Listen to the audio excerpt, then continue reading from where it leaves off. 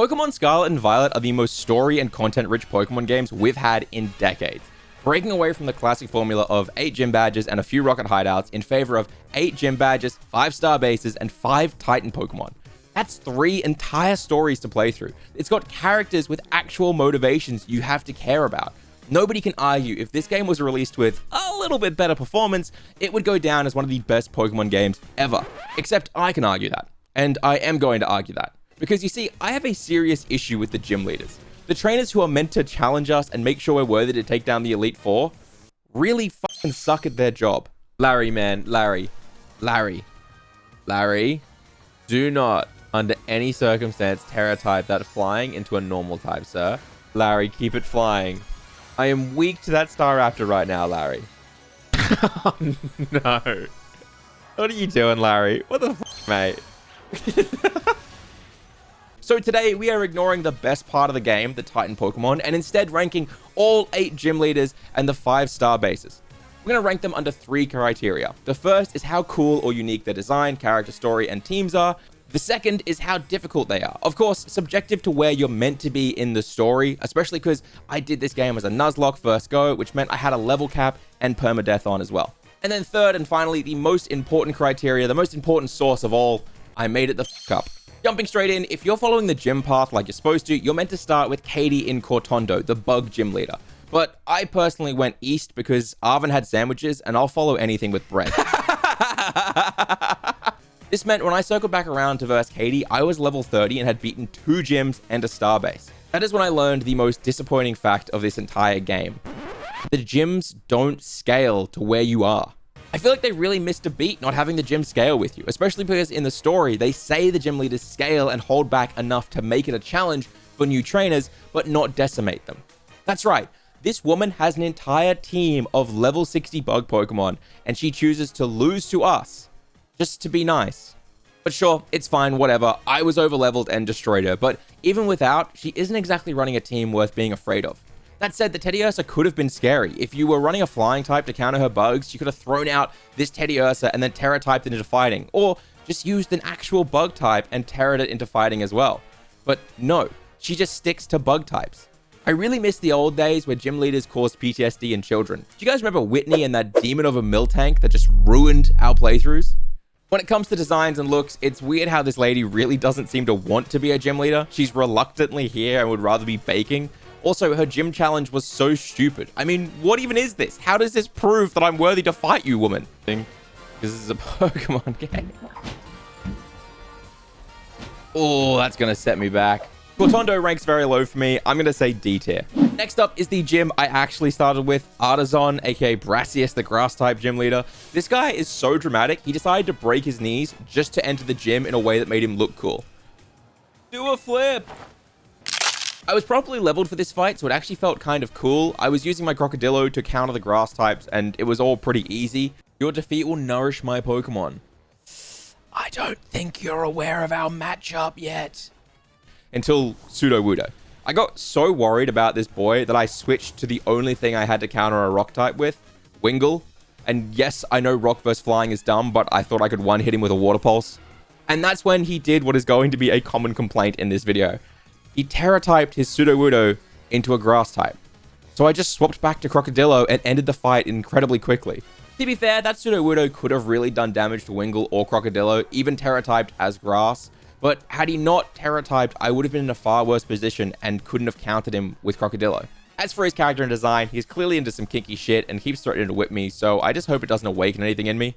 Rank B, nothing special, but not terrible. Okay, so we're on to our first official team starbase, which means I need to explain quickly why I'm including these guys, because they're not gym leaders. But they are absolutely badass. Not only does every single starbase have a rare, unique variation of Reverum to fit their typing, but I found almost every starbase to be more difficult than the gyms of the same level.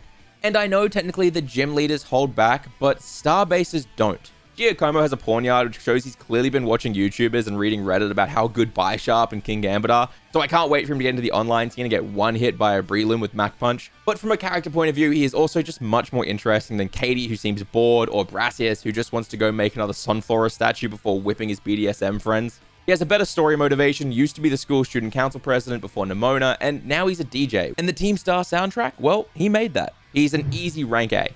Okay, next gym, Iona from Lavencia. I have to be honest, I have never seen such an accurate depiction of a streamer in a video game. The very obvious obsession with views and subscribers while pretending to give a shit about her viewers, and also pretending like she wants to collab with you because you make good content. Nintendo nailed the average streamer and how desperate they are. I am in shock. She has a decent team and was probably the first gym that put up a real fight. I really liked the Miss Magus, but the problem is, again, she Terra-typed it into electric, and that just felt like a missed opportunity. Imagine if she Terra-typed into grass or water to counter her weakness of ground types. I wonder if she's ever lost live on camera. Oh, it's so embarrassing to lose live on camera. Her design and character are great, though. I love how they represent streamers, so rank A. Damn, why is it getting so hot in here all of a sudden? Is it because we're up against the Team Star firebase? No, it's because Mela is a literal demon sent from f***ing hell. What is that? Her Torkoal with Sunny Day and High Defense completely shuts out water Pokemon from sweeping her team. I was so over-leveled for this fight by accident, but she still almost killed my level 35 Wingull, who I'd called Flappy Bird. As I said, I played through this as a Nuzlocke with rules about over-leveling and permadeath. Plus, this was the first base I actually did. I did this before Geocoma, so I walked away terrified of Star bases. She has a cool design, but I have no idea how she walks in those shoes, and damn, did she scare the crap out of me. Rank A. After Mela, apparently you're meant to go to Cascarafa to fight Kofu's water gym. Personally, I've always found late game water gyms to be sort of boring, because you'll usually have an electric type or grass type to destroy them with. It's not like Misty in Gen 1, where if you don't pick Bulbasaur or get a Pikachu early in a challenge run, you might actually be scared. Or Cressa, who just destroys Tepigs for breakfast in black and white. Kofu is no different here. It was a boring fight. His team isn't interestingly built. He doesn't have a very interesting design as a character or a gym challenge. And holy shit, this technically shouldn't count towards my ranking, but the elevators in that fucking city are hell on earth. Who designed the cutscenes and loading for going up an elevator? Honestly, he felt like they just added him as a way to teach you about the auction house, but I do at least love the photo he takes with you when you beat him. So he gets a few points for that. C tier, he's just a bit boring. Kofu is so boring and easy that you feel really confident heading into the next challenge, which apparently is meant to be the Team Star Poison Crew. And again, without question, it just blows the gym leaders out of the water. You think to yourself, okay, Poison is weak to Ground and Psychic. Ground types suck and they're boring, so I'll bring my Psychic types and just sweep Atticus easily. And then he turns around and goes, no, sit down, little kid. Skuntank, Dark Poison type with Sucker Punch priority. Get fucked. I just Zen headbutt him. Oh, he's faster than I am? Also, Toxic is very strong. This could be bad. Wait, what? Is Skuntank Dark? But that's just one Pokemon, right? Nope, then he hits you with a Reveroom, Steel Poison, which means those Psychic types get resisted as well. And now it's just weak to Ground Fire. I'm going to do one workup, followed by an Aura Sphere. He's going to hit hard, isn't he? I know if I just liked ground types more, he wouldn't be so difficult, but compared to the gym leaders, he actually tried to cover his weaknesses in type matchups. That's Larousey dead. Oh no, Poison's gonna kill. Oh my god, he's on 1 HP.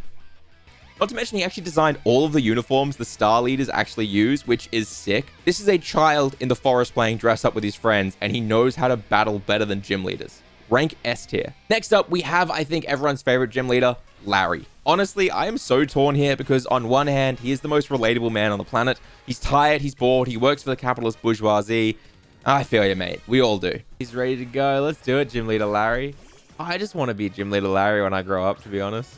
But also, when I swept his first 2 Pokemon with fighting moves, he started talking big before throwing out a Staraptor, which in my head I thought, okay, cool, flying.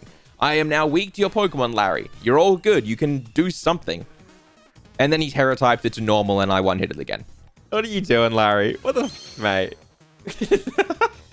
Honestly, the CPU is so bad that I'm still convinced Larry is programmed to throw that fight on purpose. He wants to lose because if he's bad at his job, maybe they'll fire him and free him forever.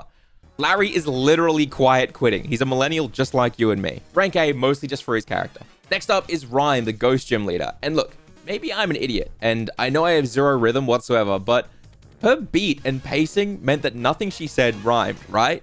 Let me tell you what I want to hear. Y'all feeling good? Yeah, we're feeling good. Rhyme, rhyme, rhyme, rhyme, woo. Rhyme, your rain ends here. You're gonna get rung up by this pro cashier. Are you actually a cashier, sir? Please, you think you can step on my game? Well, I got a rhyme right there in the name. Okay, I'm sorry. None of this actually rhymes. Guys, she's a rapper and nothing she said rhymed.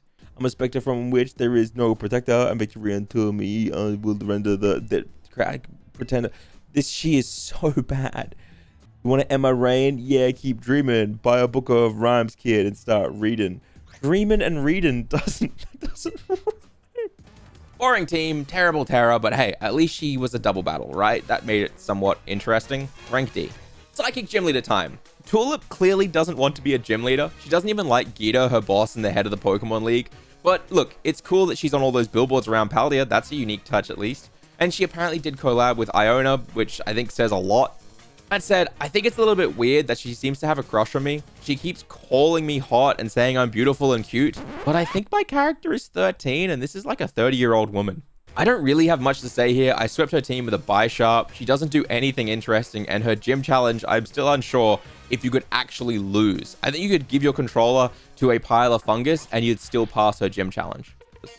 Oh, it doesn't matter if you fuck it up as long as you call it once. But hey, cool selfie. I'm not gonna date her. I'm married. Rank C for meh. I think my biggest problem with the gym leaders in Scarlet and Violet is it doesn't seem like any of them want to be gym leaders. They all have jobs or hobbies they care way more about and focus their personality on. Nobody is sat there being like, welcome to my gym. I'm Brock and I will crush you with my rock hard team. It's all, I run a bakery. I think Nintendo thought giving them jobs would make them more interesting characters or add some depth, but that's just not true. What gives your characters depth is trauma. And holy crap, does Grusha have bucket loads of it. First up, that trauma probably starts because everyone thinks that Gru is a girl, but he ain't. And second, holy crap, he is depressing. Not for no reason either. This guy used to be the second best snowboarder in the entire world before getting injured. And now all he has left is this gym on top of a mountain by himself. From a character point of view, he is honestly really cool to see in a Pokemon game. But as a trainer, he's just not bad. I will be honest, I wasn't paying attention and did lose my Lucario to his Beartic with Earthquake and Aqua Jet.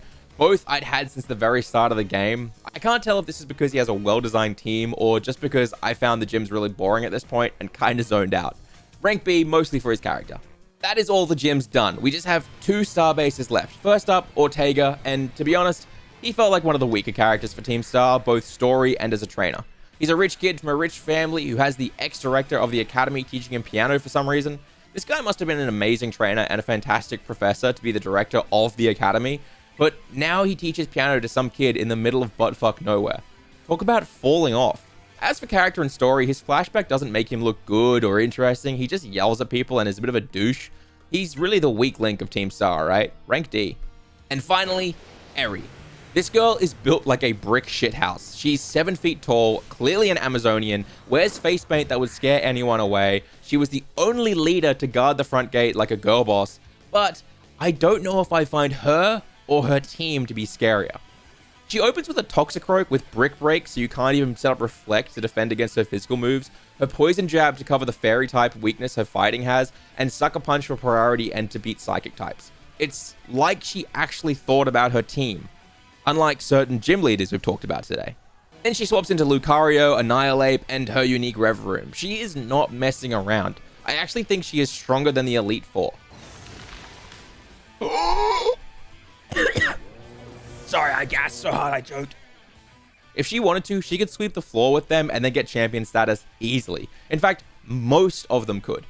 She could probably also crush a watermelon between her thighs without trying, so rank S out of fear for my brain. But that is all my rankings. Let me know in the comments. Do you like Team Star or do you like the gym leaders more? I'll see you guys next week.